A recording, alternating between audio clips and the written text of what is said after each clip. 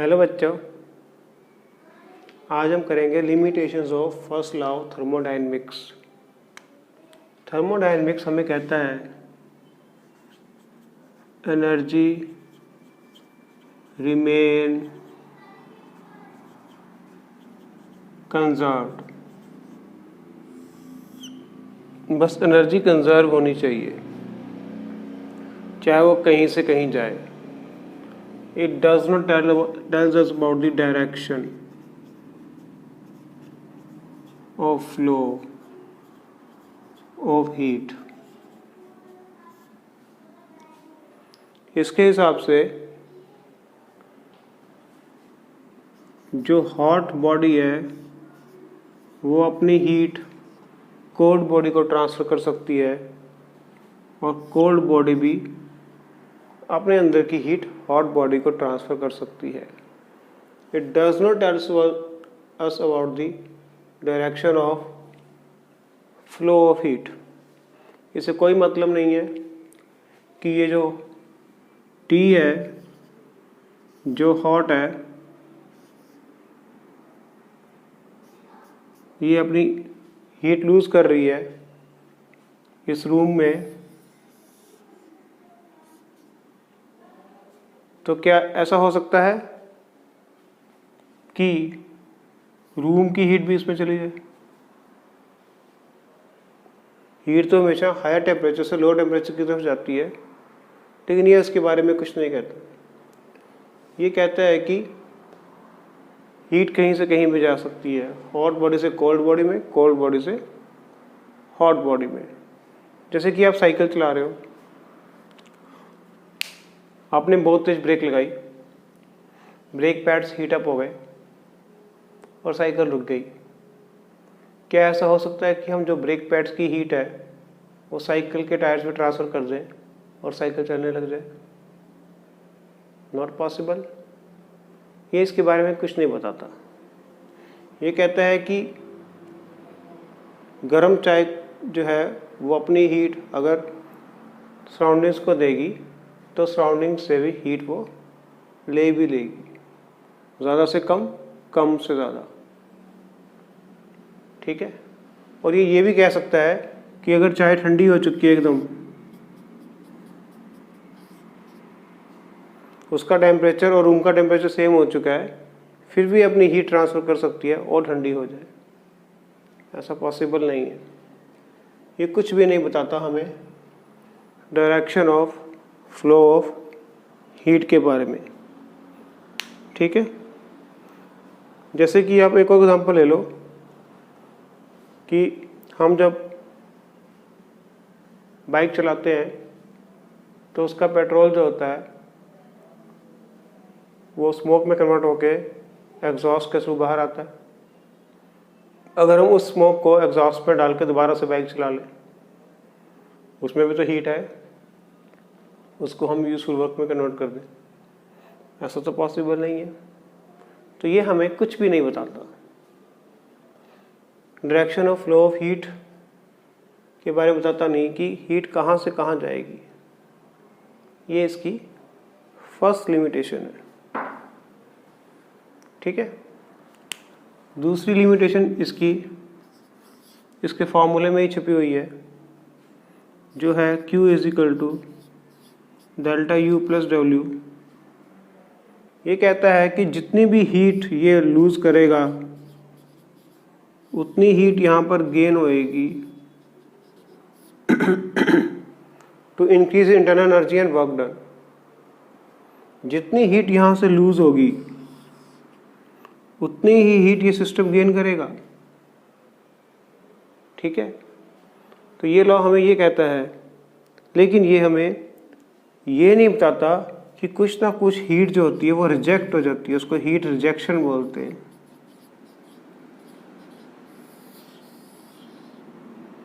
सारे का सारा हीट यूजफुल वर्क पे कन्वर्ट हो जाए तो इसका मतलब है कि जो पेट्रोल हमने बाइक में डलवाया वो जो पेट्रोल है 100% एफिशिएंसी दिखाए, हमें पूरा का पूरा काम निकाल कर दे, बट उसमें से 60% तो run about in the form of heat rejection waste हो जाता है। ओनली 40% ही शायद यूज़फुल हो सकता है, मे बी नीचे ऊपर हो सकता है कुछ। तो ये हीट रिजेक्शन के बारे में कुछ नहीं बताता। ये तो कहता है कि जितनी हीट एक सिस्टम लूज करेगा, दूसरा सिस्टम उतनी ही हीट को क्या कर लेगा, गेन कर लेगा। तो ये हीट जो है, जो रिजेक्ट हुई है, उसके बारे में कुछ नहीं बताता। इससे हमारी अगली टॉपिक में बात आएगी कि हीट रिजेक्ट जो है ये क्या करेगी। एक वर्ड आएगा एंट्रोपी, जो इसी से निकलेगा, उसके बारे में अभी हम बात करते हैं। तो ये हमें नहीं बताता कि हीट रिजेक्शन नाम की कोई चीज़ है या नहीं है। ये तो कहता है कि जितनी हीट यहाँ पर है उतनी ही यहाँ पर होगी, but this is not practically possible. ठीक है। थर्ड ये क्या बताता है, इसको रब कर देते हैं, इसको नोट कर लो पहले।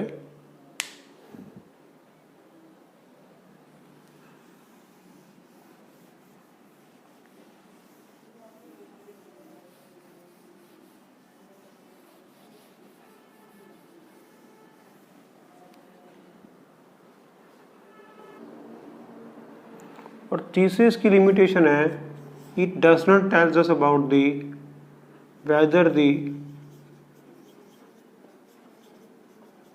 रिएक्शन इज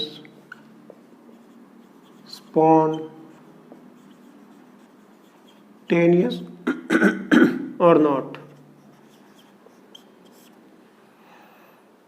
मतलब स्पॉन्टेनियस रिएक्शंस क्या होते हैं, वो जो अपने आप ही हो जाते हैं। जैसे कि हमने वाटर लिया, इसके अंदर शुगर डाला, तो वो डिज़ोल्व हो जाएगा, हमें कुछ करने की ज़रूरत ही नहीं है। स्पॉन्टेनियस प्रोसेस है जो अपने आप हो रहा है, which takes place on its own. या फिर हमें स्टार्ट करना पड़े उनको, जैसे हाइड्रोजन और ऑक्सीजन है, इसमें इलेक्ट्रिक करंट पास किया तो वाटर बनने लग गया। या तो उन्हें सहारे की ज़रूरत होती है, थोड़ा सा सहारा मिला और चल पड़े, या वो अपने आप सेल्फ स्टार्ट होते हैं, जैसे गाड़ी सेल्फ स्टार्ट हो गई, या थोड़ा सा धक्का दिया फिर चलने लग गई। उनको बोलते हैं स्पॉन्टेनियस प्रोसेस। तो ये स्पॉन्टेनिटी के बारे में हमें कुछ नहीं बताता। ये हमें नहीं बताता कि रिएक्शन स्पॉन्टेनियस है या नहीं है। ठीक है। हमारे पास दो मेन बातें निकल के आई हैं, एक स्पॉन्टेनिटी और एक निकल के आई है एंट्रोपी। अब इसके बारे में हम बात करेंगे क्योंकि यहीं से हमारा सेकंड लॉ ऑफ थर्मोडायनेमिक्स निकलेगा, जो फर्स्ट लॉ को रास्ता बताता है। वो ये कहता है कि फर्स्ट लॉ गलत नहीं है, फर्स्ट लॉ अपनी जगह ठीक है, लेकिन उसे इन शर्तों का पालन करना पड़ेगा। वो क्या क्या है उसके बारे में हमें सेकंड लॉ ऑफ थर्मोडायनेमिक्स बताता है। तो फर्स्ट लॉ की ये मेन लिमिटेशंस हैं जिसके बारे में ये हमें कुछ बता नहीं पाता। तो चलो हम बात करते हैं हमारे नेक्स्ट टॉपिक की, what is a spontaneous process. क्या क्राइटेरिया है कि कोई रिएक्शन स्पॉन्टेनियस होगा या नहीं होगा। ठीक है, उसके बारे में हम बात करते हैं। रब कर दो।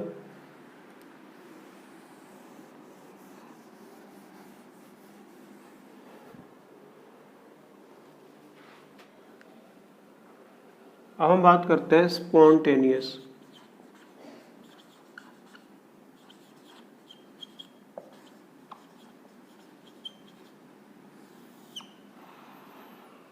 स्पॉन्टेनियस का मतलब है कि अपने आप हो जाना या किसी की हेल्प से होना, है ना। तो स्पॉन्टेनियस होने के लिए क्या क्राइटेरिया होना चाहिए। सबसे पहला क्राइटेरिया है स्टेबिलिटी।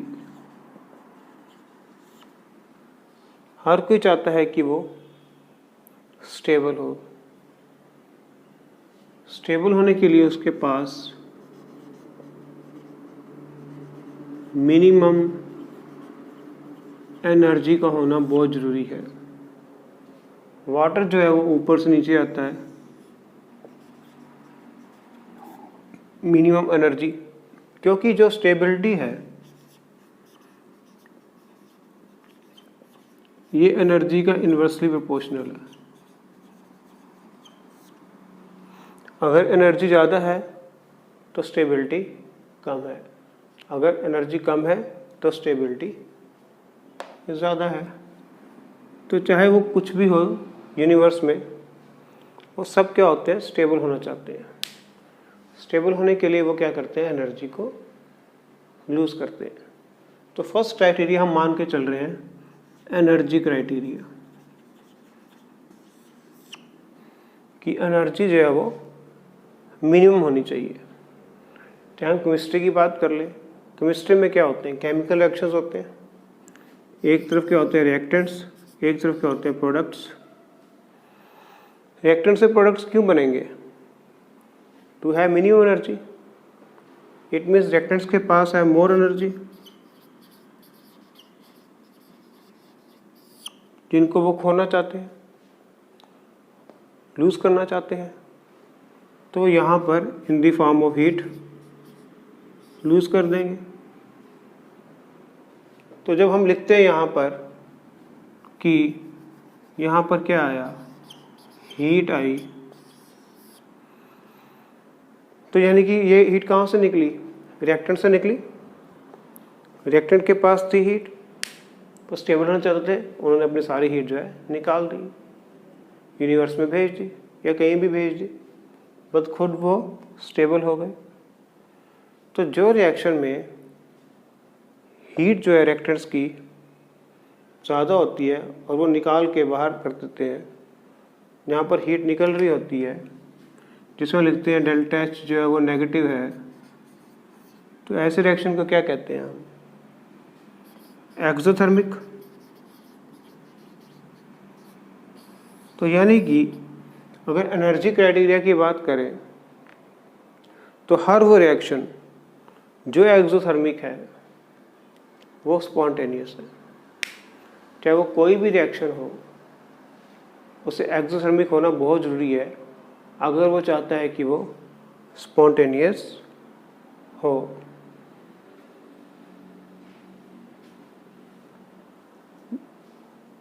लेकिन अगर हम देखें मेल्टिंग ऑफ आइस को,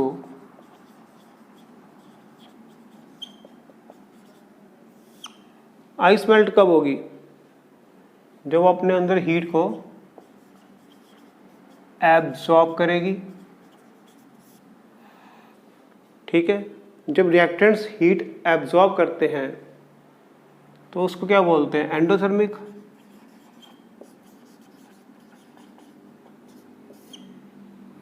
तो मेल्टिंग ऑफ आइस एक स्पॉन्टेनियस प्रोसेस है। आप बर्फ को बाहर रखोगे, वो मेल्ट होना शुरू हो जाएगी, आपको कुछ करने की जरूरत नहीं है ना। लेकिन वो रिएक्शन तो फिजिबल है, वो तो अपने आप हो रहा है। यानी कि उस टाइम एनर्जी मिनिमम नहीं हो रही, वो मैक्स अपने अंदर गेन कर रहा है, तभी तो मेल्ट हो रहा है ना, तभी तो वो मेल्ट होने की कोशिश कर रहा है। वो एग्जांपल देख लो, NaCl। जब NaCl को हम पानी में डालते हैं तो आयंस में टूट जाता है, तो वो थोड़ा ठंडा हो जाता है, यानी कि एनर्जी गेन कर रहे हैं रिएक्टेंट्स। तो ये भी क्या है, एग्जांपल एंडोथर्मिक। तो अगर एनर्जी क्राइटेरिया लें तो एंडोथर्मिक रिएक्शन तो फिजिबल होने ही नहीं चाहिए, है ना, जो कि बात गलत हो रही है एनर्जी क्राइटेरिया से। एनर्जी तो कह रहा है कि एक्सोथर्मिक रिएक्शन ही फिजिबल है, स्पॉन्टेनियस है। लेकिन यहाँ तो हम एग्जांपल देख रहे हैं मेल्टिंग ऑफ आइस है, सोडियम क्लोराइड का डिसॉल्व होना एंडोथर्मिक है। तो ये बात तो गलत साबित हो रही है। ठीक है, कुछ और रिएक्शंस हैं जिसमें डेल्टा एच तो बिल्कुल ज़ीरो होता है, उनकी बात करते हैं।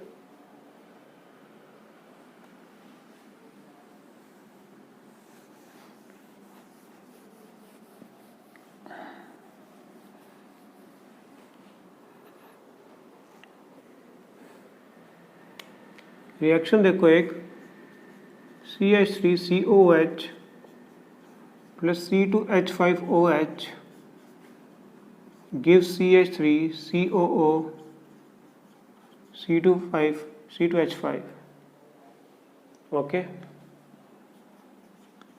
इस रिएक्शन का डेल्टा H जो है 0 है। एसिड्स और अल्कोहल मिलके एक एस्टर बना रहे हैं और डेल्टा H 0 है, तो हीट का तो ना बाहर निकल रही है ना अंदर जा रही है, फिर भी रिएक्शन पॉसिबल है। Expansion of gas, ideal gas in vacuum, gas तो एक्सपेंड करेगी।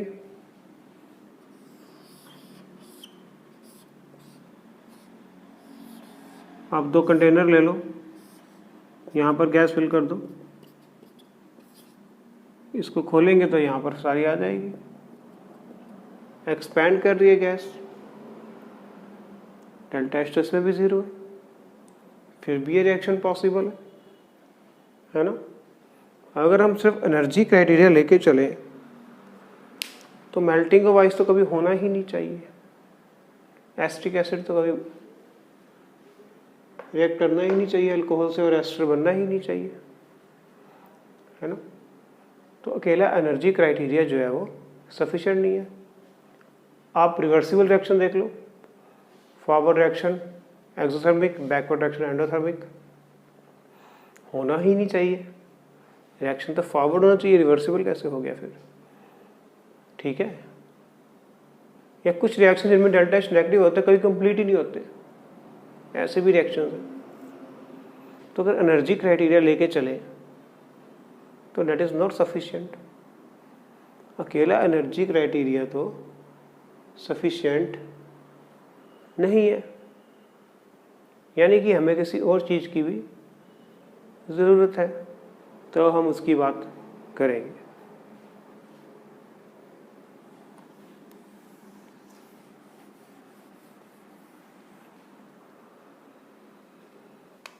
अब मेल्टिंग ऑफ आइस को ले लो,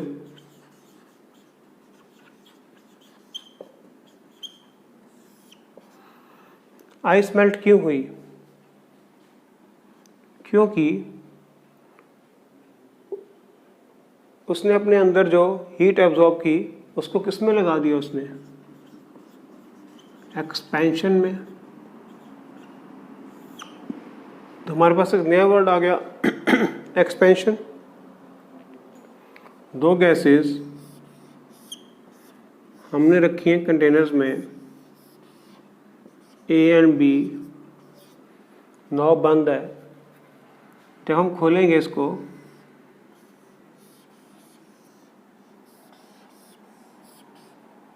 तो यहाँ पर A B सब होगा एक्सपेंशन। इंक प्लस वाटर, तो इंक पूरी वाटर में घुल जाएगी, अपने आप को एक्सपैंड करेगी। ऊपर से पानी नीचे गिरा, नीचे गिरने के बाद क्या हुआ? एक्सपैंड ही हुआ, वो इधर उधर गया। ठीक है, ये सारे एग्जाम्पल हमें क्या दिखा रहे हैं? एक्सपेंशन दिखा रहे हैं। Sodium chloride sodium plus chlorine में हुआ तो एक्सपेंशन बढ़ी। इस एक्सपेंशन को हम एक और वर्ड दे सकते हैं, रैंडमनेस।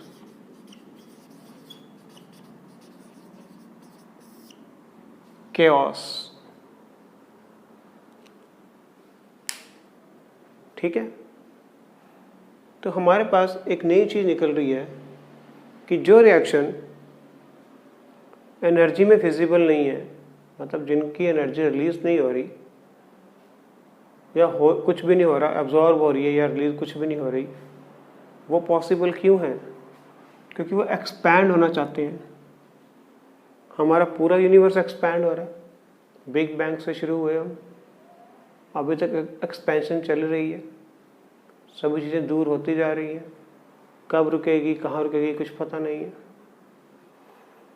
तो एक्सपेंशन क्राइटेरिया, जिसको हम रैंडमनेस बोलते हैं, कि सिस्टम जो है वो रैंडमनेस अचीव करना चाहता है, ये भी हमें कंसिडर करना पड़ेगा। रैंडमनेस को हम केमिस्ट्री की टर्म्स में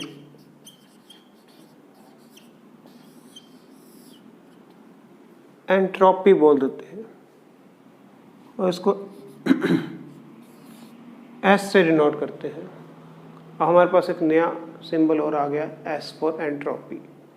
एंट्रोपी इज रैंडमनेस, chaos। जैसे कि स्कूल में जब क्लासेस चल रही होती हैं तो सारा कुछ ऑर्डर में होता है, और जैसे ही बेल बजती है, फुल टाइम हो जाता है, सभी भागते हैं इधर, chaos बढ़ गया, रैंडमनेस, उसको बोलते हैं रैंडमनेस। ठीक है, आपके पास 1 रुपये के कॉइन है, 2 रुपये के कॉइन है, 5 रुपये के कॉइन है, सबको आपने अलग अलग अरेंज किया हुआ है। लाइब्रेरी की बुक्स हैं, सबको अलग अलग अरेंज किया हुआ है, सबको मिक्स कर दो, chaos हो गया, रैंडमनेस हो गई। उसी को हम केमिस्ट्री की भाषा में क्या बोलते हैं, एंट्रोपी। ठीक है, तो हम जानने की कोशिश करते हैं कि आखिर ये एंट्रोपी है क्या।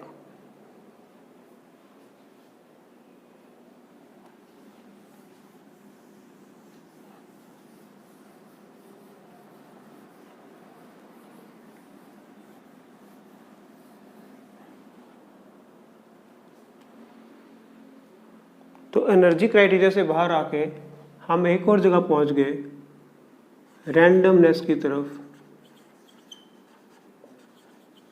जिसको हम एंट्रोपी कह रहे हैं। ये आखिर है क्या? जैसे कि हमारे पास एक सिस्टम है, सपोज उसका कोई टेम्परेचर है, इसके अंदर मॉलिक्यूल्स हैं, इसका कोई टेम्परेचर है,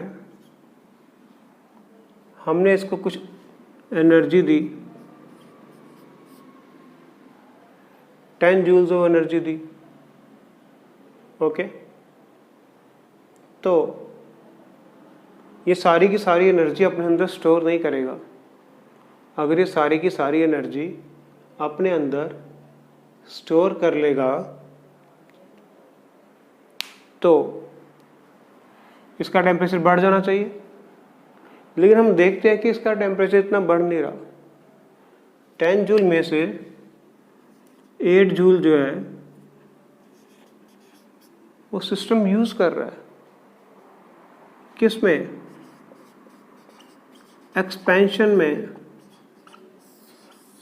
मॉलिक्यूल्स एनर्जी गेन करेंगे, उनमें काइनेटिक एनर्जी आएगी और वह दूर दूर भागेंगे, और कुछ जो है वो उसका टेम्परेचर इंक्रीज करने में लग जाएगी।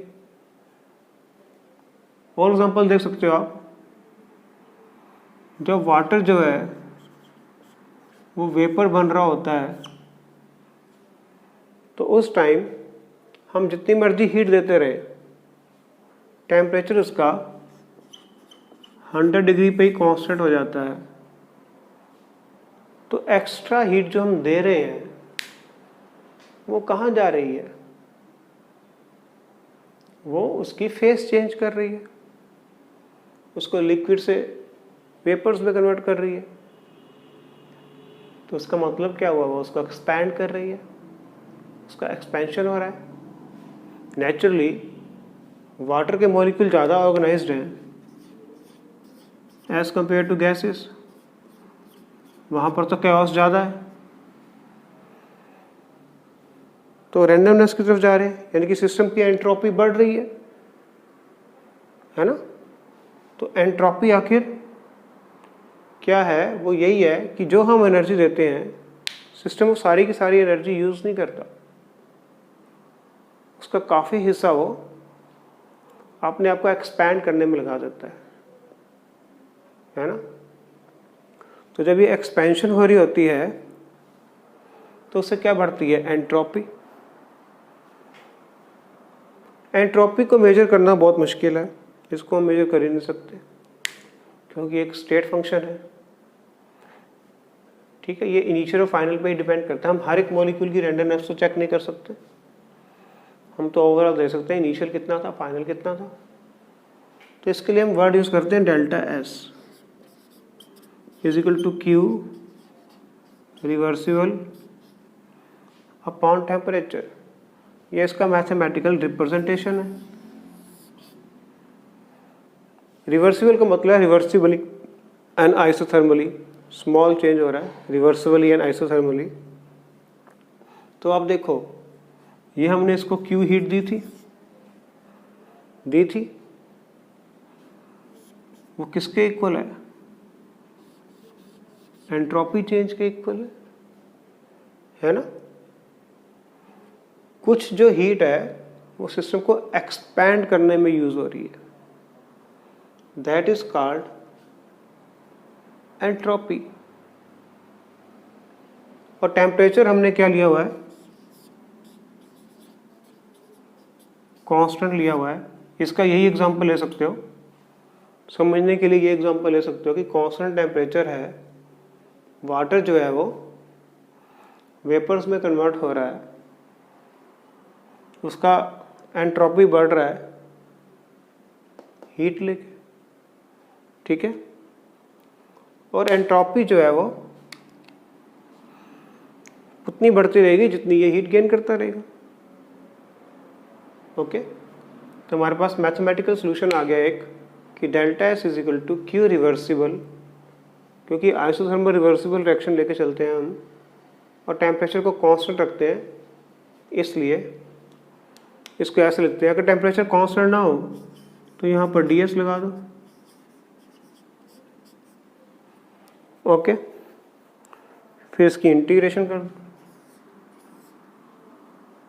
when the temperature is not constant। तो हमने ये देखा कि कुछ रिएक्शंस जो हैं वो उनमें जो डेल्टा एच है वो पॉजिटिव आ रहा है या ज़ीरो आ रहा है, फिर भी वो फिजिबल है। क्यों? क्योंकि वो एक्सपैंड करना चाहते हैं। यूनिवर्स एक्सपैंड करना चाहता है, हर कोई एक्सपैंड करना चाहता है, इसलिए वो रिएक्शन फिजिबल है। इसी एक्सपेंशन को हमने नाम दे दिया रैंडमनेस का और एंट्रोपी का। जो एंट्रोपी है उसको हम तो मेजर कर नहीं सकते, तो चेंज इन एंट्रोपी को मेजर कर सकते हैं। उसका फार्मूला क्या है? Q reversible upon T. Temperature यहाँ पर कांस्टेंट है क्योंकि आइसोथर्मल रिवर्सिबल एक्सपेंशन है। ठीक है, तो इसलिए हम देखते हैं कि रैंडमनेस जो है वो एक और क्राइटेरिया हमारे पास आ गया। पहला क्राइटेरिया था एनर्जी, और दूसरा क्या आ गया? रैंडमनेस। ठीक है, लेकिन अब हम एक एग्जांपल लेते हैं, आइस का बनना। आइस जब बन रही होती है तो उसमें रैंडमनेस बढ़ रहा होता है या कम हो रहा होता है? आइस क्या बन रहा है? सॉलिड।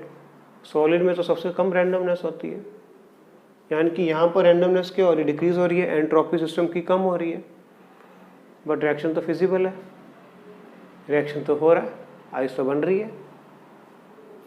ठीक है, तो इसका मतलब अकेला रैंडमनेस लेके चले हम, वो भी बात ठीक नहीं है।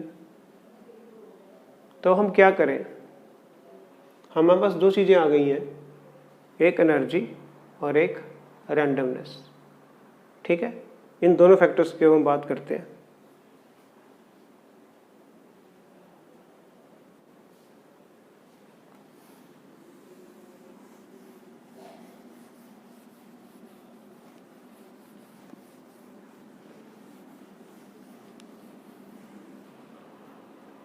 तो हमने देखा आइस का बनना is a decrease in randomness,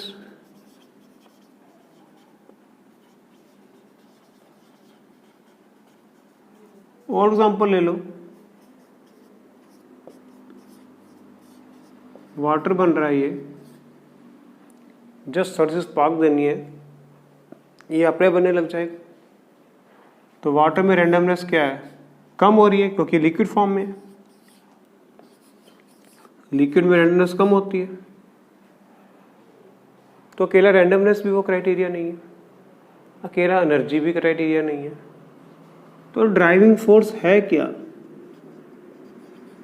जो किसी रिएक्शन को स्पॉन्टेनियस कर रही है, वो ड्राइविंग फोर्स आखिर है क्या? ये दोनों ही हैं। सिस्टम जो है try to have minimum energy and maximum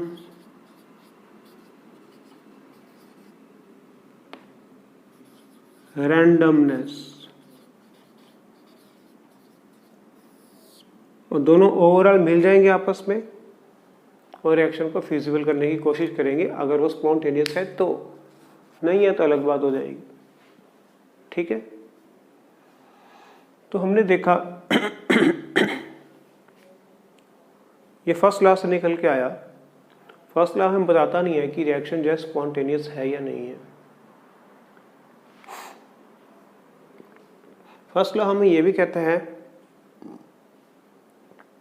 कि सारी की सारी हीट ए सिस्टम से बी सिस्टम की तरफ जाएगी, कोई हीट रिजेक्शन नहीं होगी। लेकिन हम देखते हैं कि ऐसा पॉसिबल ही नहीं है, हीट रिजेक्शन तो होती है। तो हीट रिजेक्शन क्या कर रही है, रैंडमनेस बढ़ा रही है ना, बढ़ा रही है ना। और कोई रिएक्शन हमने, अब उसके बाद हमारा टॉपिक चेंज हुआ, हम स्पॉन्टेनिटी पे आ गए कि फर्स्ट लॉ हमें बता नहीं पा रहा था कि स्पॉन्टेनियस है कि नहीं है। तो हमने देखा कि कुछ रिएक्शंस जो हैं वो एनर्जी को मिनिमम करने की कोशिश करते हैं और कुछ रिएक्शन जो होते हैं उनकी एनर्जी तो मिनिमम नहीं होती, लेकिन उनमें रैंडमनेस बहुत ज़्यादा होता है, एंट्रोपी उनकी बढ़ जाती है और कई बार वो भी नहीं हो पाता। तो आखिरकार ड्राइविंग फोर्स क्या है जो किसी रिएक्शन को स्पॉन्टेनियस कर रही है? वो ड्राइविंग फोर्स है ये दोनों। Every system will try to have minimum energy and maximum randomness. इसका मतलब वो डेल्टा एच को नेगेटिव और डेल्टा एस को पॉजिटिव करेगा। ठीक है, तो ये हमारा हो गया स्पॉन्टेनियस प्रोसेस।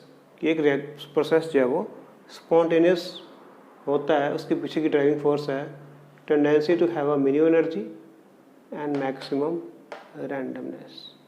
क्लियर?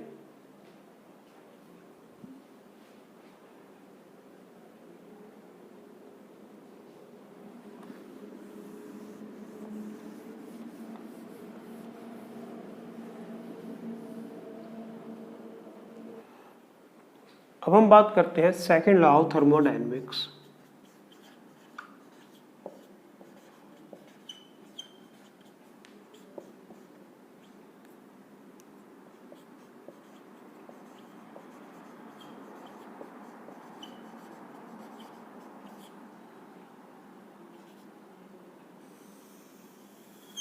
ये लॉ हमें क्या बताता है? ये लॉ हमें कहता है कि ये बात सही है, heat flows from hot body to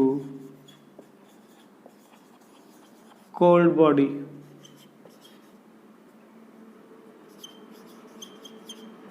but हम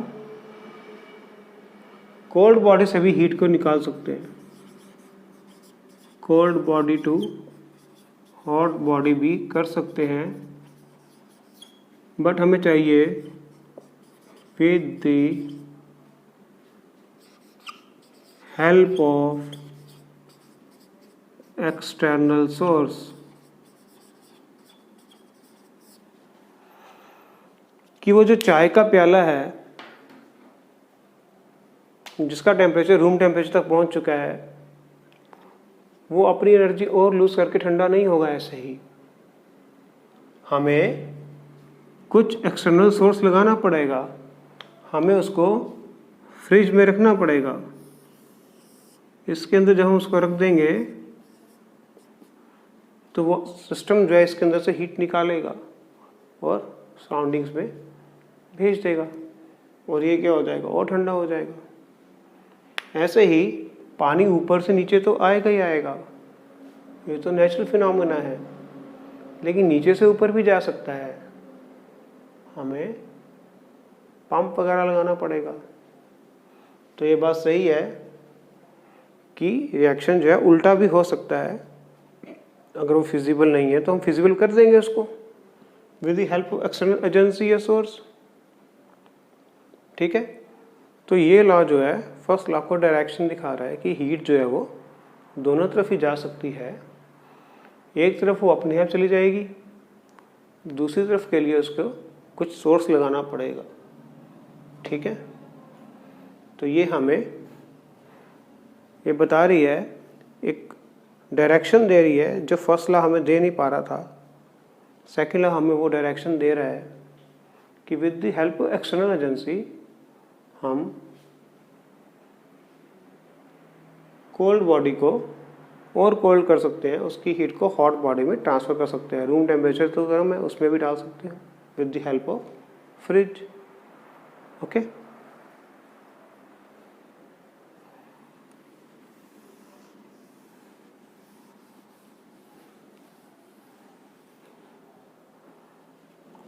और दूसरा वो ये कहता है it is impossible to construct an engine which can fully convert heat energy to work done। ठीक है, ये इम्पॉसिबल है कि हम किसी ऐसा इंजन तैयार कर ले जो सारी की सारी हीट को वर्क डन में कन्वर्ट कर ले। ये नेचर के खिलाफ है। बहुत सारी फोर्सेस ऐसी हैं जो हमें ये करने नहीं देती हैं। तो ये हमें सेकंड बार बता रहा है, फिजिबिलिटी की बात बता रहा है, जो फर्स्ट लॉ नहीं बता पा रहा था कि हर कोई रिएक्शन जो है फिजिबल ऐसा नहीं है कि जैसे कि ए ने हीट लूज की, बी ने हीट गेन कर ली। ये ए है और ये बी है, आपस में कांटेक्ट में है, ये हॉट है, ये कोल्ड है, तो सारी की सारी हीट बी में चली जाए ऐसा पॉसिबल नहीं है। बी में जाएगी, इसमें कोई डाउट नहीं है, बट विद लो टेम्परेचर। उतना टेम्परेचर नहीं होगा जितना यहाँ पर है, थोड़ा सा इसमें कम होगा। बाकी जो है हीट रिजेक्शन भी तो होगी, और यही हीट रिजेक्शन जो है ये क्या कर रही है, एंट्रोपी को बढ़ा रही है। इससे हमारे पास थर्ड पॉइंट निकलता है, entropy of universe is increasing, जो कि सही बात है। अब सन है मेन सोर्स ऑफ एनर्जी, जिससे बहुत सारी एनर्जी निकल रही है। कुछ एनर्जी अर्थ पे जा रही है, कुछ कहीं और जा रही है, तो वो कहाँ कन्वर्ट हो रही है, एंट्रोपी में ही कन्वर्ट हो रही है, रैंडमनेस पे कन्वर्ट हो रही है ना। ये तब तक होता रहेगा जब तक ग्रेविटी है, जब तक हाइड्रोजन है। ठीक है, तो ये प्रोसेस चलता रहेगा। सिस्टम की एंट्रोपी जो है वो बढ़ती ही रहेगी। तो सेकेंड लॉ ऑफ थर्मोडायनेमिक्स जो है एक एक्सटेंशन है फर्स्ट लॉ ऑफ थर्मोडायनेमिक्स की, जो हमें फर्स्ट लॉ ऑफ थर्मोडायनेमिक्स को डायरेक्शन देता है कि भाई ये रास्ता है, यहाँ से जाओगे तो आपकी बातें सारी सही बैठेंगी। ठीक है, तो हमने कर लिया second law of thermodynamics. Limitations of first law of thermodynamics. Entropy क्या होती है इसको भी जान लिया हमने, स्पॉन्टेनिटी क्या होती है इसको भी जान लिया। आज का वीडियो इतना ही। गुड नाइट बच्चों।